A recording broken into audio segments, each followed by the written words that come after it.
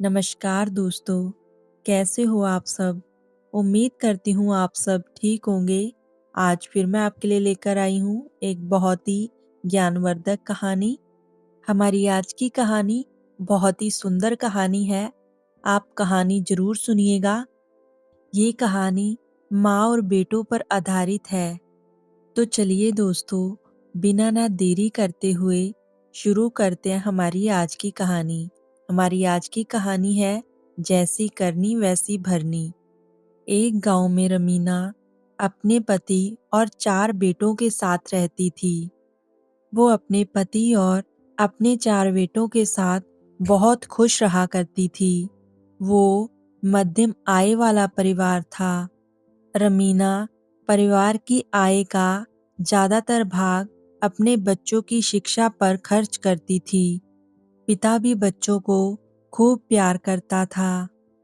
एक दिन अचानक रमीना का पति बीमार हो गया। रमीना ने उसे बहुत से डॉक्टरों और वैद्यों को दिखाया, पर उसकी बीमारी का किसी को भी पता न लग सका।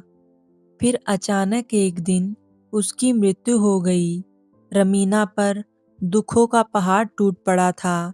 फिर रमीना अपने बच्चों को जैसे तैसे काम करके बड़ा करने लगी और उनकी शिक्षा करवाने लगी। परंतु जैसे जैसे रमीना के बच्चे बड़े होते चले गए, उनके सिर पर शहर जाने का भूत सवार हो गया। धीरे धीरे वो गांव छोड़कर शहर चले गए।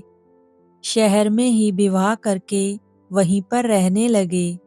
रमीना बूढ़ी हो चुकी थी, परंतु अभी भी उसने हिम्मत नहीं हारी थी।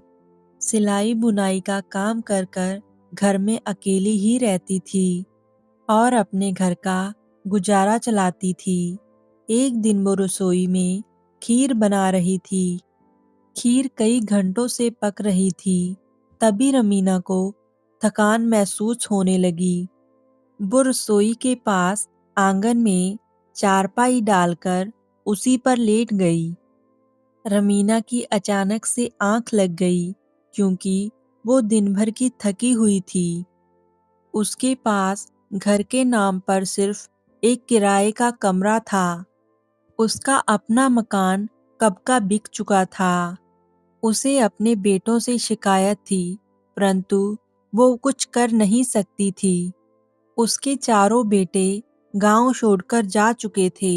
उन्हें गए हुए बरसों बीत गए थे और वो अब गांव के बारे में सब कुछ भूल चुके थे। परंतु वह शहर में जाकर बेईमान बन चुके थे। चारों बेटे मिलकर लोगों के घरों में चोरी किया करते थे। चोरी किया हुआ माल आपस में बांटकर अपने परिवार का गुजारा करते थे। उन्हें ना तो माँ की फिक्र थी, ना ही कोई सुध। उन्हें ये भी नहीं पता था कि उनकी माँ अब जिंदा भी है या नहीं। चारों बेटे चोरी में इतने माहिर हो चुके थे कि कभी भी पकड़े नहीं जाते थे। एक दिन उन्होंने सेठ के यहाँ चोरी की और खूब मालामाल हो गए। लेकिन चोर को तो चोरी के सिवा और कुछ करना आता ही नहीं है। वह आलसी बनकर उस माल पर ऐश करने लगे और पुलिस उनके पीछे लग चुकी थी और कुछ ही दिनों में उनका सारा धन समाप्त हो चुका था और ऊपर से उन्हें पुलिस ढूंढ रही थी।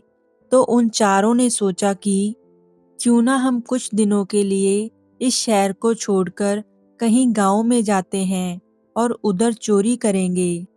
उन चारों ने ऐसा ही किया और वो गांव में पहुंच गए।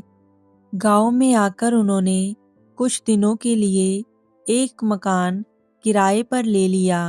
अब उन्हें फिर से धन पाने की चिंता सताने लगी और वो रात को चोरी के इरादे से घर से बाहर निकले और राह चलते हुए उन्हें एक युवक मिला। वो उनसे कहने लगा कि भाइयों, तुम लोग कहाँ जा रहे हो? मुझे भी अपने साथ में ले चलो। चारों ने उसे इनकार कर दिया, परंतु वो युवक उनकी खुशामद करने लगा और बोला, अच्छा भैया, तुम ये बता दो कि तुम कहाँ जा रहे हो। उनमें से एक भाई क्रोधित होकर बोला, चोरी करने। तुम चलोगे? हाँ भैया, चलूंगा। मैं सब कुछ करूंगा, क्योंकि मैंने 5 दिन से खाना नहीं खाया है। जैसा कहोगे वैसा ही करूंगा, और जो दोगे वही ले लूंगा, और अपना हिस्सा भी नहीं मांगूंगा।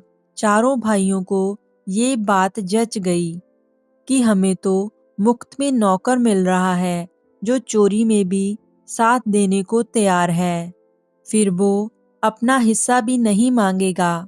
उन्होंने उसे साथ में ले लिया, परंतु जाने से पहले उन्होंने उसे समझाया कि देखो, तुम पहली बार चोरी करने जा रहे हो, और तुम कोई बेवकूफ़ी मत करना।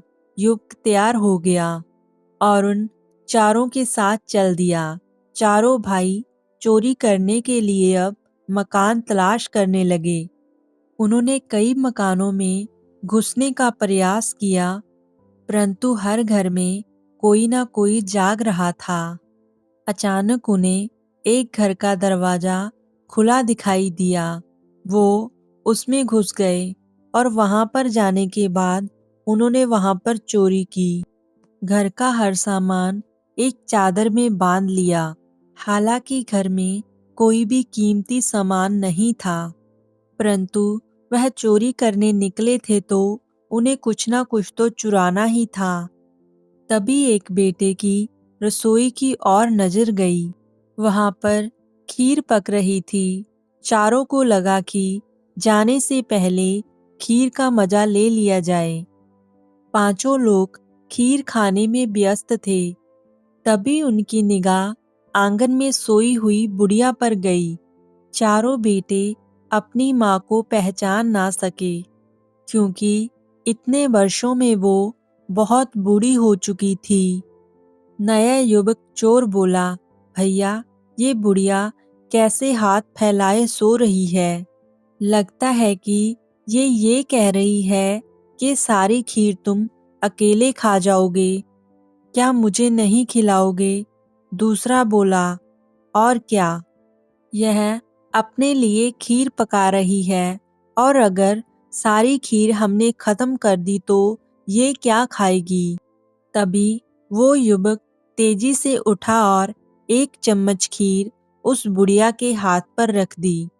गरम खीर हाथ पे रखते ही वो बुढ़िया चिल्लाकर उठ खड़ी हुई।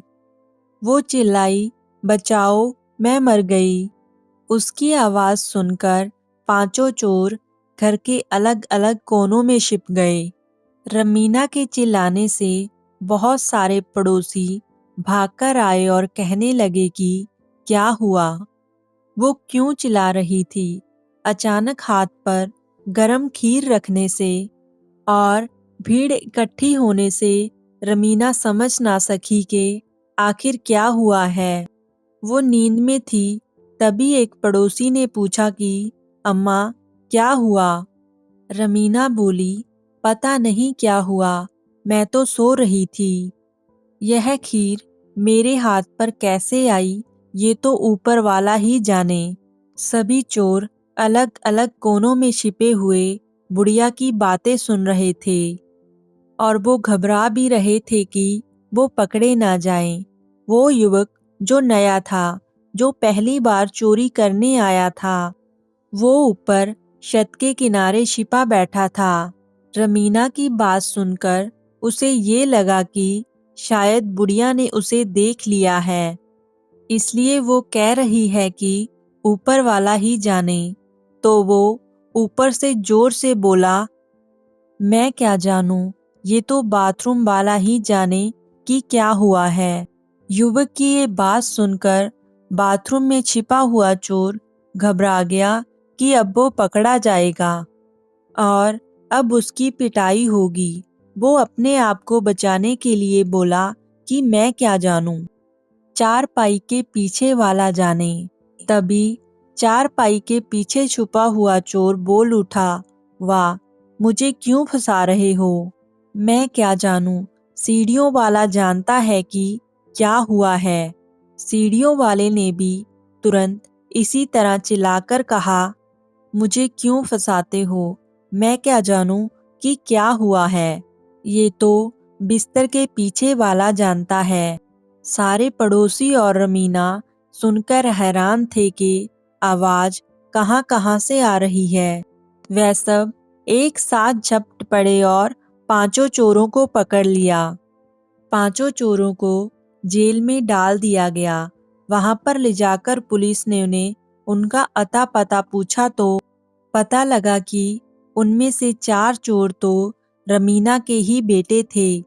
चारों ने बहुत मिन्नत की कि उन्हें बख्श दिया जाए, परंतु रमीना ने कहा कि मैं बचाने वाली कौन होती हूँ, जैसी करनी वैसी भरनी। तो दोस्तों, हमारी आज की कहानी यहीं पर समाप्त होती है। आपको आज की कहानी कैसी लगी? कमेंट में ज़रूर बताएं। फिर मिलेंगे आपको नई कहानी के साथ। तब तक के लिए आप खुश रहें।